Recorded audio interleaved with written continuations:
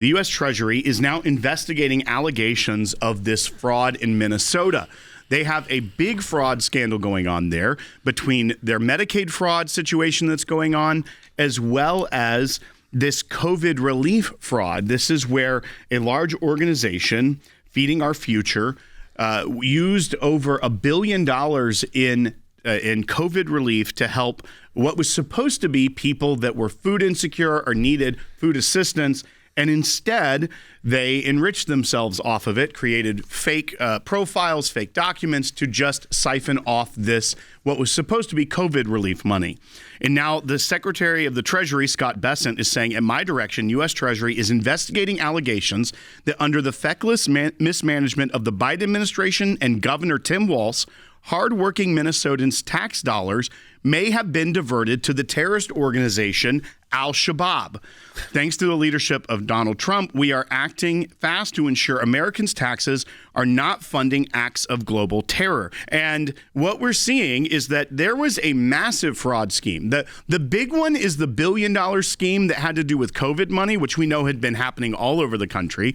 But there's also these Medicaid fraud situations where people were getting money, they were overbilling, and a lot of that money was then remitted back to family in Somalia, because we know there's a large Somali population there. Al-Shabaab effectively controls much of Somalia, and when that happens, they're skimming that money. So even if the individual wasn't meaning to fund this terrorist organization directly, they were just trying to send some of the money they illegally got back to Somalia, it was still being skimmed by the terrorist organization to the tune of potentially millions of dollars of taxpayer money.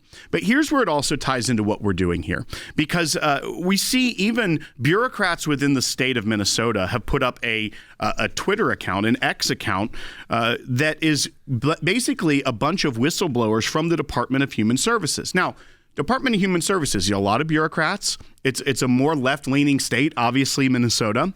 But also, a lot of them are social workers, things of that nature, that are, even in that field, that profession, you have people that are more left-leaning, that may have agreed with and voted for Tim Walz, are calling him out publicly on this, saying that they were warning the governor's office of all this, and that not only were they shut down or not listened to, a lot of times they were retaliated against for being whistleblowers. And I think it's so rich because he was on Meet the Press on Sunday. And Kristen Welker, to her credit, asked, do you take responsibility for all this? Because it's so much money. She asked the big question. Let's hear his response. You think it goes political? You think he swerves this? I don't know.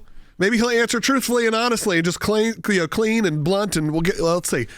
Bite one. Do you take responsibility for failing to stop this fraud in your state? Well, certainly I take responsibility for putting people in jail. Governors don't get to just talk theoretically. We have to solve problems. And I will note, it's not just Somalis. Minnesota is a generous state. Minnesota is a prosperous state, a well-run state. We're AAA bond rated, but that attracts criminals. Those people are going to jail. We're doing everything we can. But to demonize an entire community on the actions of a few, it's lazy. I don't think that is what anyone even asked you, Governor Walz, if we were demonizing an entire community based on this. What they asked was, do you take responsibility? As far as I know, you are not one of the Somali people that have come over to Minnesota. I don't believe you are. You're the governor of the state. So do you take responsibility for failing to stop that corruption, to failing to stop that fraud? And his answer was, I take responsibility for putting people in jail.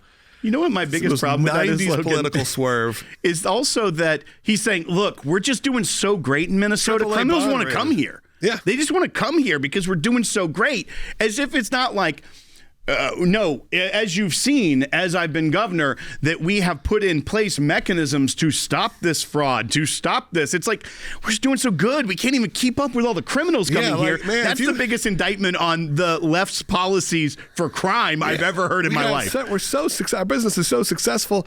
What do you expect them not to loot? What are your biggest weaknesses? This is the Tim Walz job interview. We're just so successful that criminals want to be here. That's how weak we are.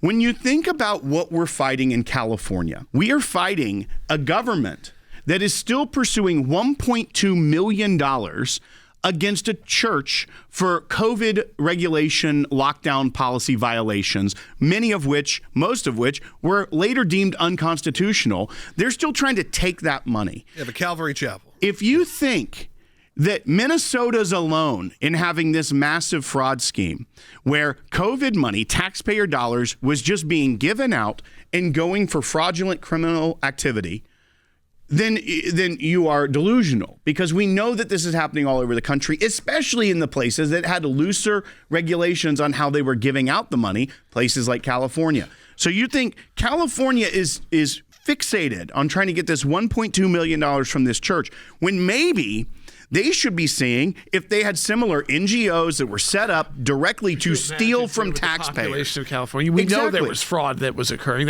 Everyone knows it occurred everywhere. But were there mass-scale frauds in specific communities where the government leaders looked the other way because they looked to those communities, especially as Democrats, as core supporters? This is the kind of the Ilhan Omar world, the Rashida Tlaib world. They look and say, we to keep them on board, we kind of let them do their own thing and look the other way. I've said, they've implemented almost like Sharia in these places, like in Minnesota and in places like Dearborn in Michigan, and it's been happening. Really, it's not something new. It's just getting more extreme and more exposed. Jordan, this is another thing I think also that people should realize. When you think about this was a man who is the leader of the state that was almost vice president. He was the running mate. He was on the national ticket, no matter how the Democrats put them in there. He was that close. They got down to the finish line and did not succeed. He is not our vice president. But when whistleblowers are coming to you within your own state, a much smaller budget compared to the federal government, and saying, look at how much fraud's going on, and it's $1 billion. Especially inside one community. Right. Which makes it even easier to investigate, because it's not like it's just a criminal enterprise involving all these different people that aren't really connected. That community there is very tight. So these are, again, and the idea was we were helping, this is like what we were doing through Afghanistan that we've now had to pause, helping those who were endangered by al-Shabaab to get to a safe place. And then they started radicalizing themselves. So did they actually want a safe place to go, or were they just trying to move terrorist cells to the United States? Yeah, and when you think about, though, what even get it back to the terrorists, the Doge program did at the beginning when they were going through finding waste, fraud, and abuse. Imagine how much more waste, fraud, and abuse we would have at this point if the vice president were someone like Tim Walz that clearly was unable to get a handle on even the state government level to the tune of $1 billion in one case that they're investigating.